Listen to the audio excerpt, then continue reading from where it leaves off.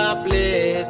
We are smart at what we do to make our world a better place. By the help of God, to make our world a better place. By the help of God, to make our world a better place. Smart do. Hello students, welcome to my class. Today we are going to study production, and that is a Form 1 work. Production, we are going to start with the meaning of production. So production simply means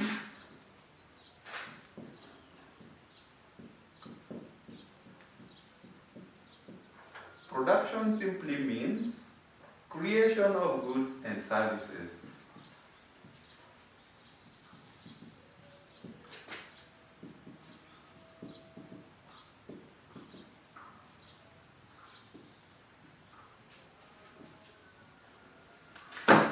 And we have different types of utilities.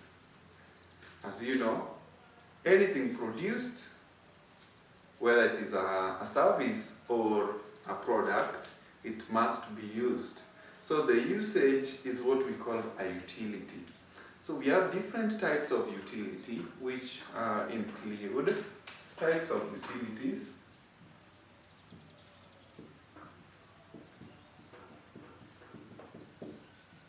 We have number 1, possession utility.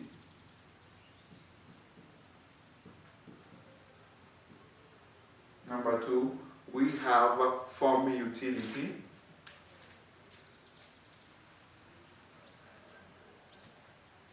Number 3, we have place utility.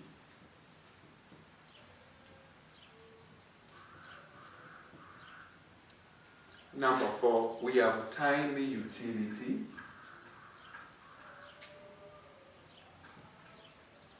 And lastly, we have one which is very common with us, which is called natural utility.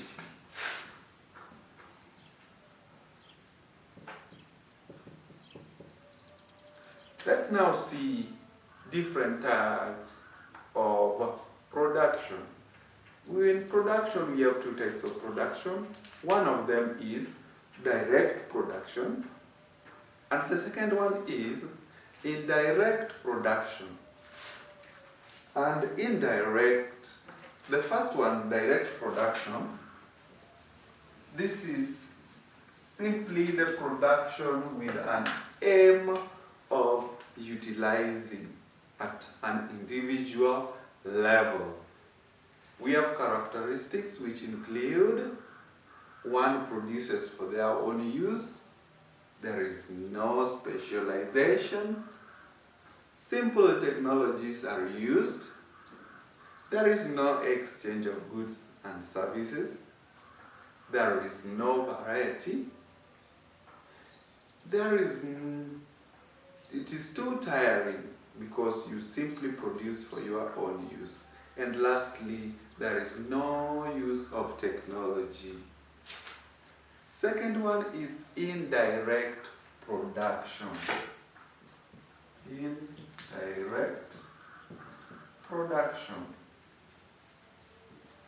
This is the production that is carried out with an aim of exchanging with other people, either for money or for other goods.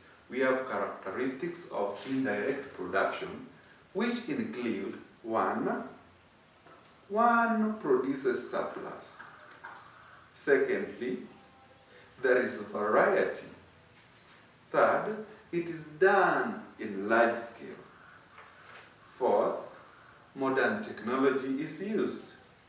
And fifth, high quality of goods are produced. Why? Because we have specialization. We have reasons for indirect production. One first reason is we have somebody produces for the reasons of selling. Another one is for utilizing the very many resources that are available around them. We also have levels of production which include primary, secondary, and tertiary. In primary production, one produces just a small quantity of goods or large quantity of goods, but majorly it involves extraction, taking natural resources from their original existence.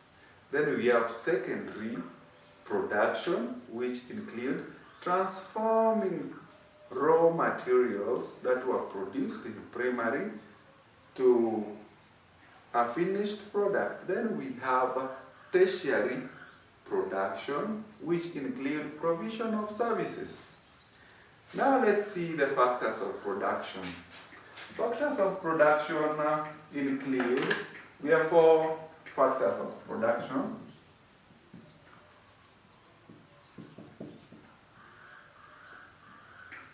Which include 1, land, labor,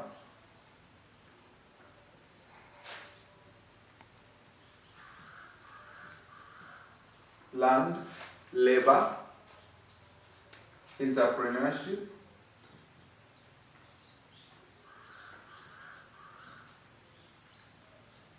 and lastly, capital. Factors of which, if one is missing, there is no possibility of production. Land is anything that exists. Land is anything that exists, that is air, water, anything that exists under the earth that can be used. We have labor, which simply means individuals coming up to produce goods and services or to help in the process. Then we have the capital, which is the initial cost that you use in your production. We have different characteristics of these factors, that is land, labor. Land is fixed, labor is mobile, entrepreneurship is mobile. We have a capital, which is mobile. We also have division of labor and specialization. Do we know what specialization means? It is a way of starting to be in a production line that is one, such that whatever you are doing, you do it better because you are the only one who knows it better. Then we have advantages and disadvantages of specialization. One advantage is one is able to concentrate in one line, therefore may be innovative enough to produce quality, good products. One disadvantage is when the demand of a certain commodity ceases, it means you are out of the market and out of production.